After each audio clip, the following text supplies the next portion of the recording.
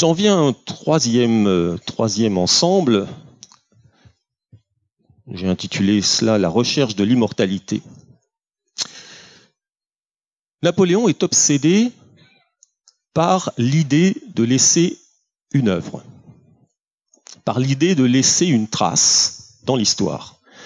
Ça, c'est tout à fait incontestable. Bon, c'est pas très neuf ce que je vous dis là, sauf que on s'aperçoit que il a eu un mot à ce propos qui est très significatif. Pour lui, le Code civil était plus important en tant qu'œuvre que toutes les batailles qu'il avait pu remporter. Parce que le Code civil fondait un nouvel ordre social, une nouvelle société. Donc cette idée, cette obsession, elle explique que Napoléon est de son vivant, et alors qu'il est aux affaires, le souci de pérenniser son action. Cela passe par l'écrit. J'ai évoqué les bulletins de la Grande Armée, mais on pourrait aussi évoquer un certain nombre d'articles de journaux que Napoléon va dicter pour magnifier son œuvre, particulièrement son œuvre civile. Cela passe aussi par l'image. Dès ses premières actions, dès la campagne d'Italie, il a compris qu'il fallait mettre en scène ses victoires, qu'il fallait qu'il se mette lui-même en scène. Il accepte d'être croqué par des sculpteurs. Il sera plus réticent par la suite à accepter cela, par des peintres, Gros, David, etc.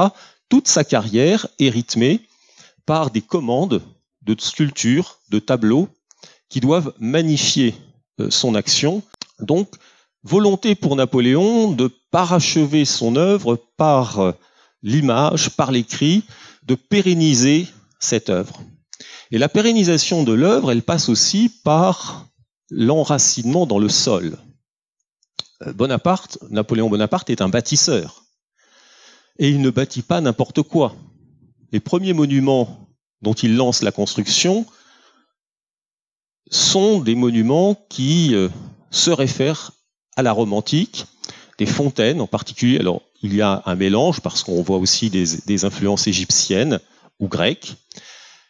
Mais évidemment, je ne pouvais pas ne pas évoquer les grands monuments qui font suite à la campagne de 1805 à Austerlitz, la colonne de la place Vendôme, inspirée de la colonne Trajan à Rome.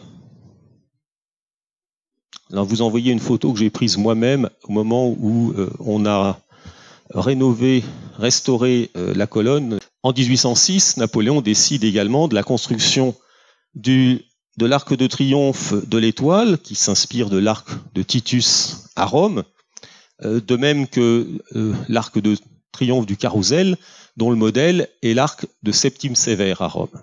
C'est au début du XIXe siècle que l'on commence à dégager ces bâtiments. L'action la plus ferme étant menée par le préfet Tournon, préfet français, envoyé à Rome en 1810, qui en 4 ans va accomplir un travail considérable de dégagement de tous ces monuments qui font apparaître la Rome antique au détriment, d'une certaine manière, de la Rome chrétienne. Le pape a été chassé de Rome et on veut, non pas effacer, mais on veut diminuer l'importance de la Rome chrétienne, d'où la valorisation de cette Rome antique. C'est le moment, par exemple, où on va dégager le Panthéon, le Colisée, etc. Tout cela dans une perspective qui est d'imitation. L'Arc de Triomphe étant sans doute le plus bel exemple, l'Arc de Triomphe est partout présent dans la société impériale. Il y a ceux qui ont été conservés, on en connaît 2, encore l'Arc de Triomphe de l'Étoile a été achevé seulement dans les années 30, mais il y a énormément d'arcs de triomphe temporaires, provisoires. Lorsque Napoléon voyage, je n'ai pas parlé des voyages, mais là aussi ça participe de cette volonté d'aller au-devant du peuple et de le faire servir au culte impérial. Et bien, au cours des voyages, les villes, les villages sont invités à construire des arcs de triomphe provisoires. Lorsque l'armée revient après Tilsit en 1807 à Paris, elle est accueillie au Faubourg Saint-Denis par un immense arc de triomphe qui était à peu près à l'emplacement de la halle de la Villette où s'est déroulée la grande exposition Napoléon l'année dernière. L'Arc de Triomphe est donc partout. Et cet Arc de Triomphe qui valorise, qui rend hommage, qui rend gloire aux héros militaires, c'est évidemment, comme je le disais, une imitation de la Rome antique. Napoléon, qui avait été honni après 1815, c'est la grande période de la légende noire qui fait qu'on ne peut plus prononcer le nom de Napoléon, on ne peut plus le montrer en image.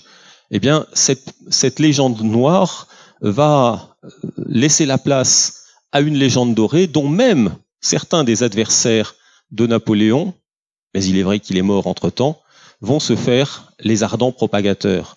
Chateaubriand en est le plus bel exemple.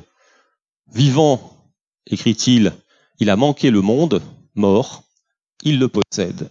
Et c'est sur ces mots que je vous remercie de votre attention.